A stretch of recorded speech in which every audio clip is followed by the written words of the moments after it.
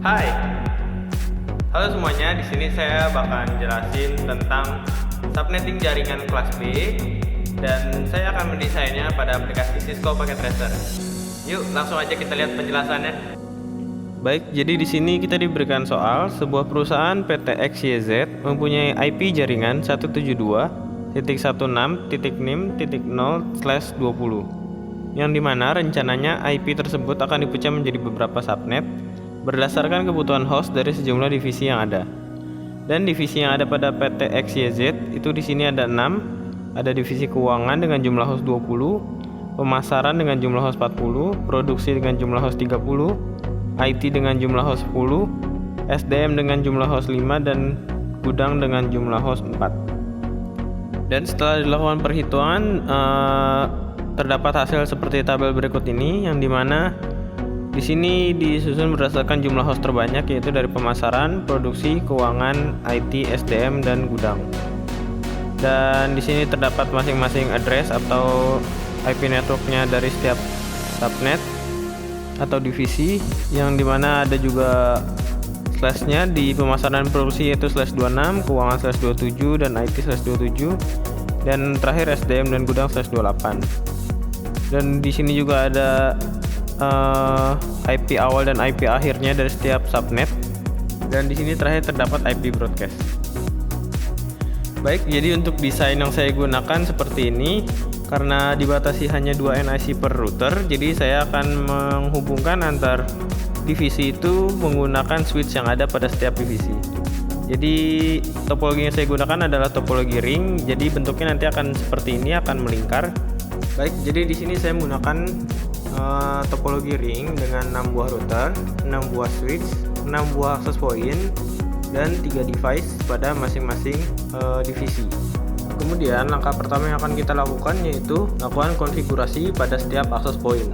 Jadi di sini kita melakukan setting pada bagian port 1 dan bagian SSID-nya di sini kita ganti menyesuaikan masing-masing divisi yang ada.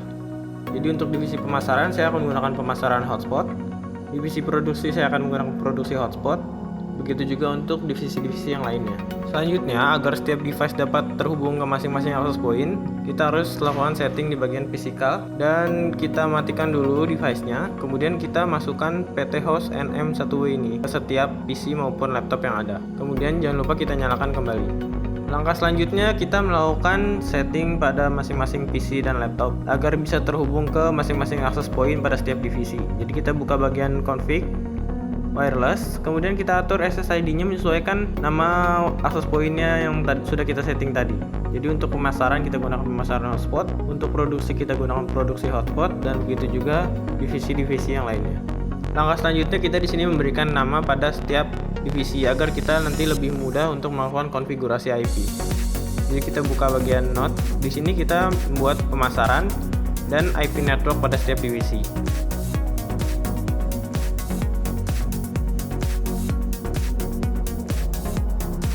Kemudian kita di sini akan menghubungkan masing-masing access point ke switch. Kita gunakan kabel yang berlambang petir dan kita langsung hubungkan saja ke 6 buah access point ini pada masing-masing switch pada setiap divisi. Setelah semua access point dan switch terhubung, langkah selanjutnya adalah menghubungkan setiap switch pada masing-masing router. Kita klik di bagian router, kita setting yang 001-nya. Kita lakukan hal yang serupa pada setiap divisi-divisi yang lain.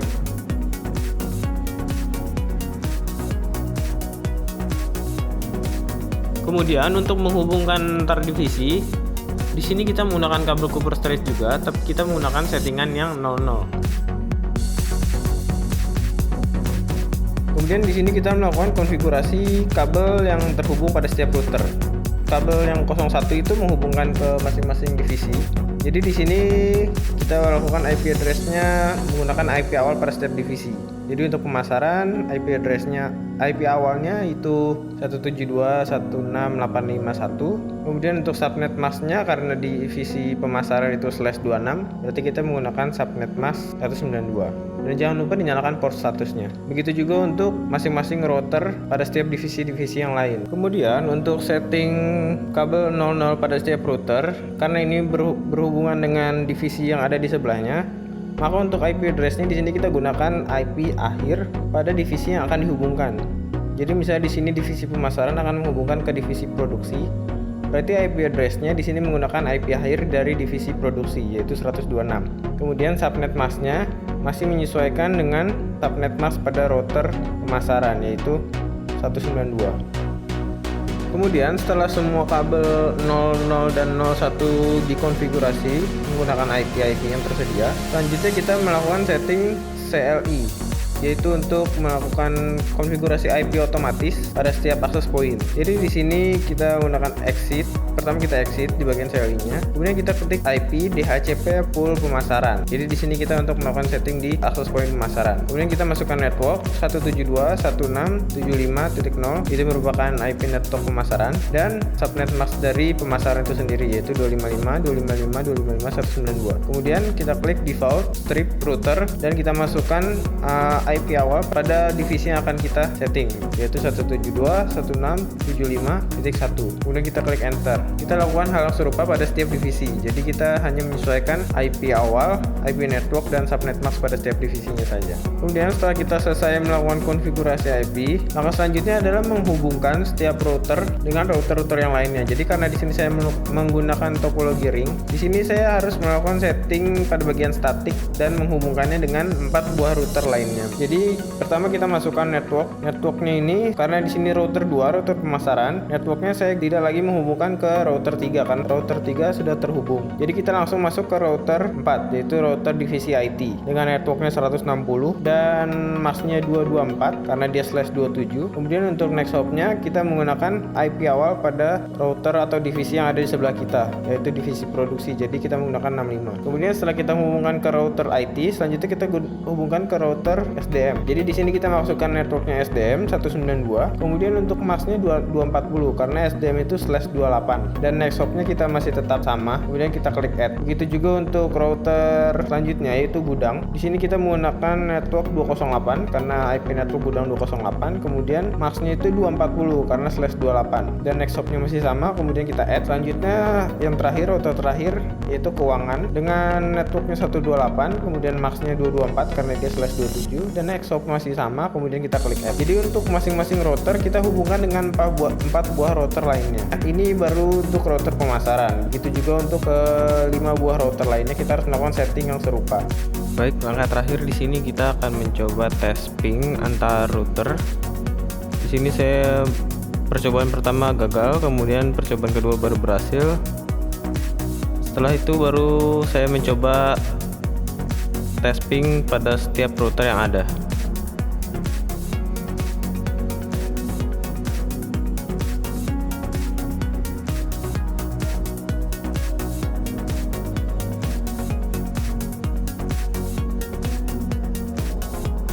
Dan di sini hasilnya sudah berhasil semua, tertulis statusnya successful.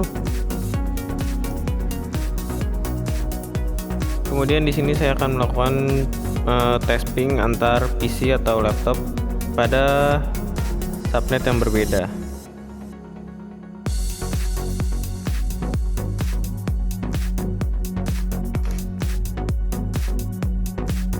Ya, di sini sudah terlihat awalnya fail, tapi untuk percobaan selanjutnya di sini udah berhasil, statusnya successful.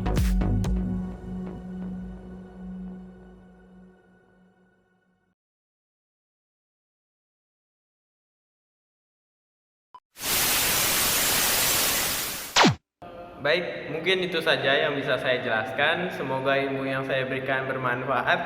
Tapi bohong ya.